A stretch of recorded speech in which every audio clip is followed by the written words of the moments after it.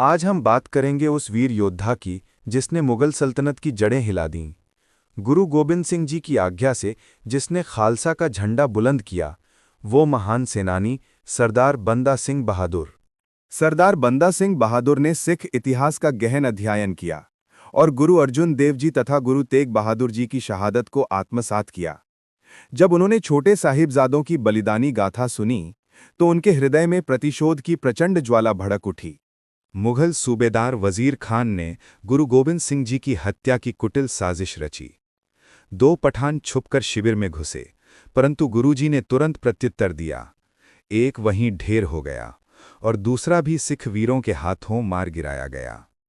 ये घटना बंदा सिंह बहादुर के हृदय में प्रतिशोध की ज्वाला को और प्रचंड कर गई। गुरु गोविंद सिंह जी ने बंदा सिंह को बहादुर की उपाधि प्रदान की, सेना की बागडोर उनके हाथों में सौंपी और आदेश दिया कि वे पंजाब जाकर अन्याय का अंत कर न्याय स्थापित करें। यही वो क्षण था जब खालसा सेना के इतिहास का एक नया अध्याय आरंभ हुआ।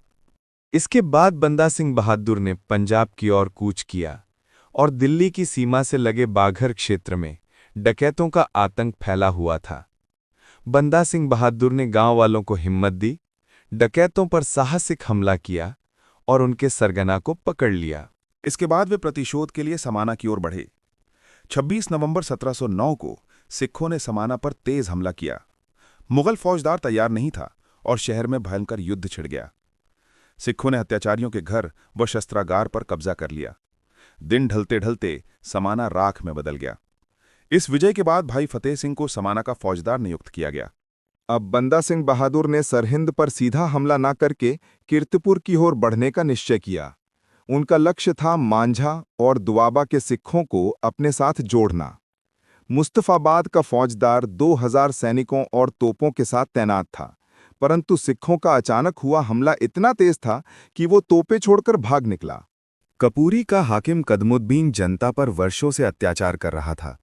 उसकी अय्याशी की शिकायतें बंदा सिंह बहादुर तक पहुंची। उन्होंने कपूरी पर आक्रमण किया और उसकी सेना को परास्त किया।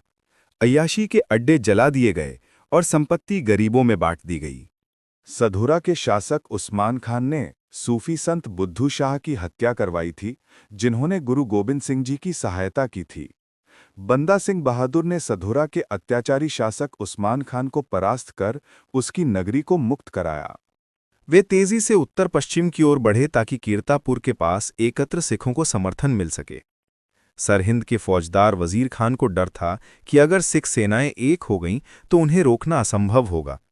वजीर खान ने मलेरकोटला के नवाब शेर मोहम्मद खान को सिखों को रोकने का आदेश दिया।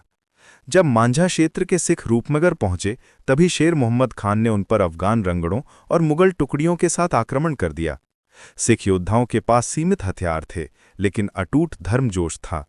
रात होने पर युद्ध कुछ समय के लिए रुका। सुबह खिजर खान ने नया आक्रमण किया और आत्मसमर्पण की मांग रखी, लेकिन सिखों ने बाणों और गोलियों की वर्षा से जवाब दिया। जैसे ही एक गोली खिजर खान को लगी, अफगान सेना में हड़कंप मच गया और वे भागने लगे। दूसरी ओर सिखों के भरोसेमंद सेवक नंदू के विश्वासघात से साहिबजादे वजीर खान के हवाले हुए, जिसने 27 दिसंबर 1704 को उन्हें शहीद करवा दिया। ये सुनकर माता गुजरी ने प्राण त्याग दिए और सिखों ने इस अन्याय को कभी न भूलने की शपथ ली। चप्परचीड़ी के विस्तृत खुले मैदान में दोनों सेनाएं आमने सामने आ गईं। युद्ध का आरंभ होते ही भारी गोलाबारी के बीच लूटपाट के इरादे से आए मौकापरस्त लुटेरियों और डाकू भयभीत होकर भाग खड़े हुए। इससे सिख सेना के लिए एक अस्थायी कठिनाई उत्पन्न हो गई। इस अचानक हुए घटनाक्रम से कुछ क्षणों के लिए सिख सेना में भ्रम की स्थिति पैदा हो गई। इसी बीच बाज सिंह तेजी से घोड़ा दौड़ाते हुए बंदा सिंह बहादुर के पास पहुंचे और उन्हें युद्ध क्षेत्र की स्थिति से अवगत कराया। बंदा सिंह बहादुर ने तुरंत निर्णय लिया और खुद युद्ध भूमि में आ गए। उनकी उपस्थिति ने सिखों के हौसले को नई ऊर्जा से भर दिया। मुगलों की सैन्य शक्ति तेजी से क्षीण होती जा रही थी और इसी दौरान मलेरकोटला के नवाब शेर मोहम्मद खान और ख्वाजा अली मारे गए। तभी वजीर खान खुद ही मैदान में कूद पड़ा और बाज सिंह के बाजू में तीर मार दिया। ठीक उसी समय भाई फतेह सिंह ने अपनी तलवार से जोरदार प्रहार किया। वार इतना शक्तिशाली था कि वजीर खान का शरीर कंधे से लेकर कमर तक दो हिस्सों में बंट गया। उसका सिर धड़ से अलग हो गया। सिखों ने दुश्मन को सरहद तक खदेड़ दिया और उनकी पूरी सेना को नेस्तनाबूद कर दिया। इस विजय ने इतिहास में एक नया अध्याय लिख दिया।